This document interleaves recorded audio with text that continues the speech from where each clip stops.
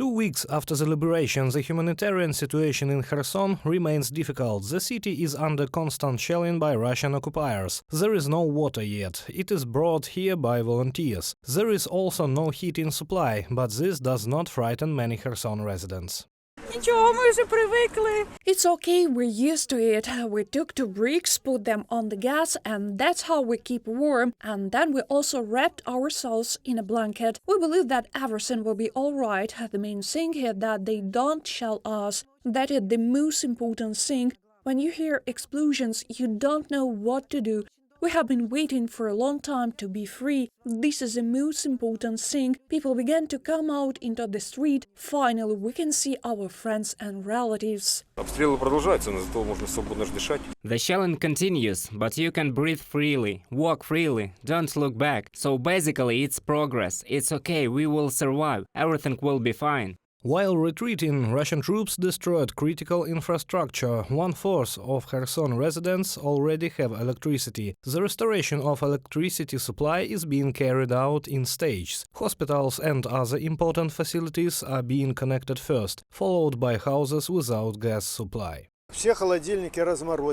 All refrigerators as well as the freezers were defrosted. We were only engaged in the manufacture of stewed meat, because we had gas heating, but these 2 houses, electricity ones, it's not that a problem. Many people went to their relatives because it was impossible to stay longer. There are now only 15 residents for the entire 9-story house. All of those who stayed were united into one family.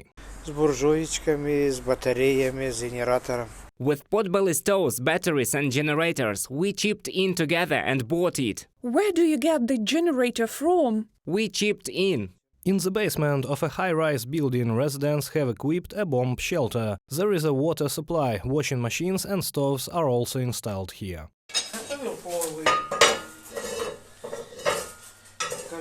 We are cooking pilaf in a cauldron. All 9 months, residents have been hiding here from shelling. Several underground rooms can now serve as bedrooms.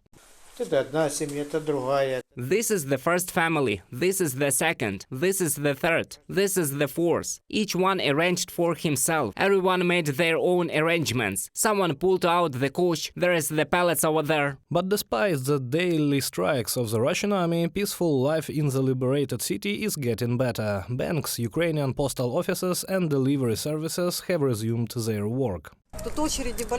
Are there long queues? How long do you have to wait? 2 hours. If it's 10 o'clock in the morning, then it's longer. There are a lot of people.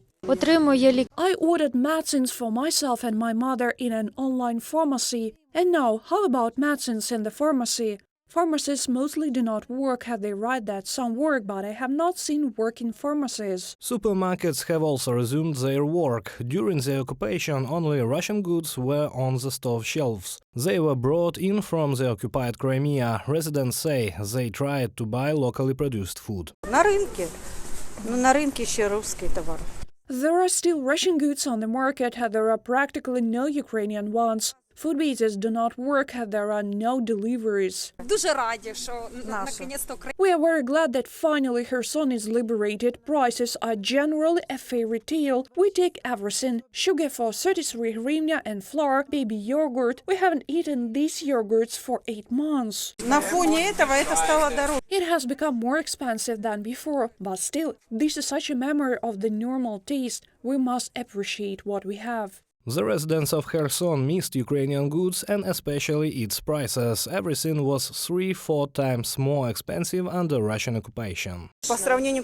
Compared to how we lived in the occupation, the prices are wonderful. For example, I paid attention to the price of sugar. Now it costs 39 hryvnia in the store. Earlier its price was from 70 to 100 hryvnia. Menstrual pads were 180 hryvnia, and now we bought it for 24 hryvnia. Life in Kherson is gradually returning to its usual course, but Russian troops continue to shell the city. Local authorities and volunteers are ready to evacuate those who decide to leave Kherson. Reported by Serhiy Kulyas, Daria Utovchenko, UATV News.